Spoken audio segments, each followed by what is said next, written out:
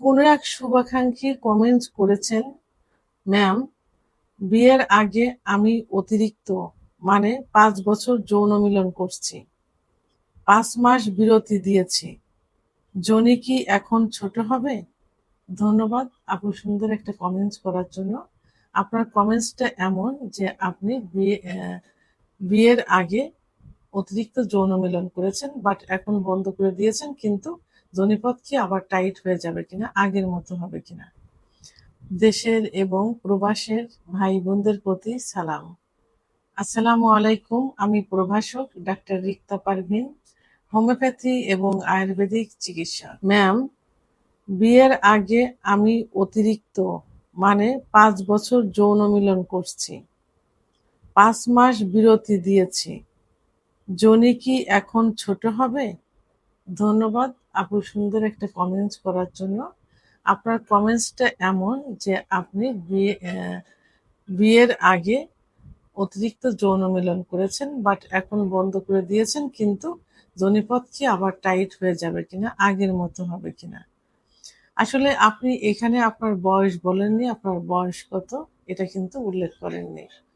প্রথমে আমি বলবো যে জিনা করা কবিরা গুনাহ, সেহেতু জিনা করা যাবে না, জিনা করা থেকে দূরে থাকতে হবে।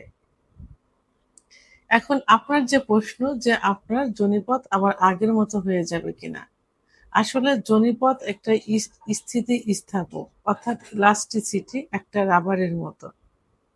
রাবার যেমন টানলে বড় হয়, ছেড়ে দিলে আবার জায়গায় চলে আসে। জনিপথটা ঠিক তেমনই একটা রাবারের মতো। একই জনিপথ দিয়ে বাচ্চা হচ্ছে, সহবাস হচ্ছে, একই জনিপথ দিয়ে সাদা লিউকোরিয়া যাচ্ছে, প্রতি মাসে পিরিয়ড হচ্ছে, তারপরেও কিন্তু জনিপথ কিন্তু আবার আগের অবস্থায় ফিরে আসে। তো এখন আহ, অতিরিক্ত যৌন মিলন করলেই যে আপনার জনিপথ লুজ হয়ে যাবে এমন কোনো কথা নেই। জনিপথ লুজ হতে পারে যদি স্বাভাবিক ডেলিভারি হয়, অর্থাৎ নর্মাল ডেলিভারি হয়, একাধিক ডেলিভারি হয়, এবং আপনার যদি বয়স বেশি হয়ে যায়, বয়সের সঙ্গে সঙ্গে সবকিছুই কিন্তু লুজ হতে থাকে।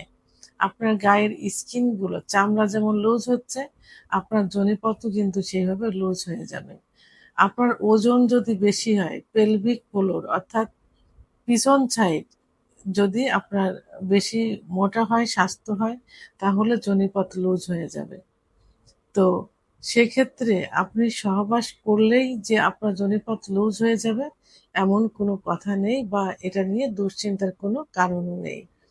বিয়ের আগে অনেকে পড়াশুনো করে, তখন আহ, এই এই দৌড় ঝাঁপ লাম্প, অনেকে খেলাধুলা করে, অনেকে বাইক চালায়, মোটরসাইকেল চালায় ইত্যাদি কারণ, এবং কিছু এক্সারসাইজ নিয়মিত করে দেয়, যে কারণে কিন্তু জনিপথ কিন্তু লুজ হয়ে যায়।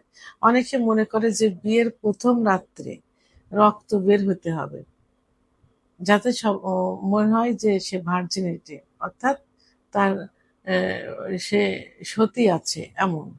কিন্তু আসলে না, আপনার যদি বয়স বেশি হয়ে যায়, আপনার যদি খেলাধুলা করেন, আপনার যদি সেক্স বেশি থাকে, আপনার হাজবেন্ড যখন আপনার কাছে আসবে, আপনাকে আদর করবে, সহবাস করতে যাবে, যখন কোল প্লে করবে, তখন তো আপনার অর্গাজম হবে। অনেকের হয়, অনেকের হয় না। তো যাদের হয় তাদের অর্গাজম হলে ওখানে কামরস বের হয়, জায়গাটা ভিজে যায়, পিছিল হয়ে যায়, তখন কিন্তু সহজেই যৌন মিলন হয়। তখন তো সতীচ্ছের যে পর্দাটা থাকে, অর্থাৎ হাইমেন যেটা থাকে, সেটা তো আর চিরবে না, এমনি তো লুজ হয়ে যাচ্ছে। আর একটু বয়স হয়ে গেলে, বয়স বেশি হয়ে বিয়ে হলে কিন্তু জায়গা এমনি লুজ হয়ে যায়, তখন তো ওইটা আর চিরবে না। তখন কিন্তু সে ভার্জিনিটি আছে কিনা এটা তাকে আহ, এটা সেটা বলা যাবে না।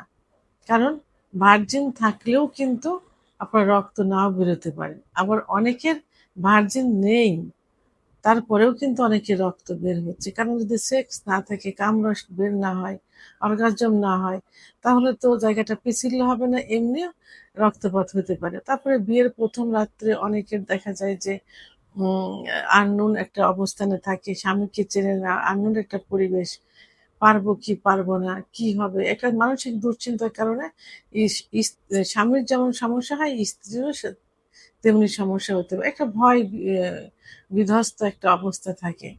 তখন কিন্তু ওই জোর করে সহবাস করলে অনেক সময় রক্তপাত হতে পারে। সেহেতু ভার্জিনিটি এটা দিয়ে কখনো যাচাই করা যায় না।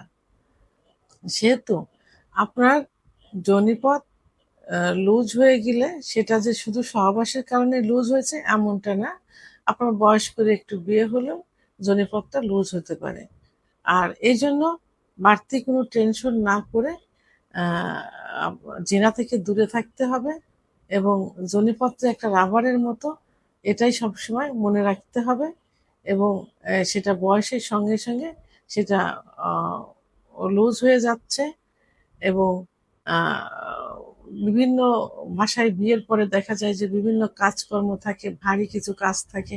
ভারী কাজকর্ম করতে গেলেও যৌনপথ লুজ হয়ে যেতে পারে। অতিরিক্ত সাদা লিউকোরিয়া যদি ভাঙতে থাকে, তাহলে জায়গাটা স্যাঁতসেঁতে থাকে, ভিজা থাকে। তখন এমনি কিন্তু যৌনপথ একটু লুজ, লুজ মনে হয়ে থাকে।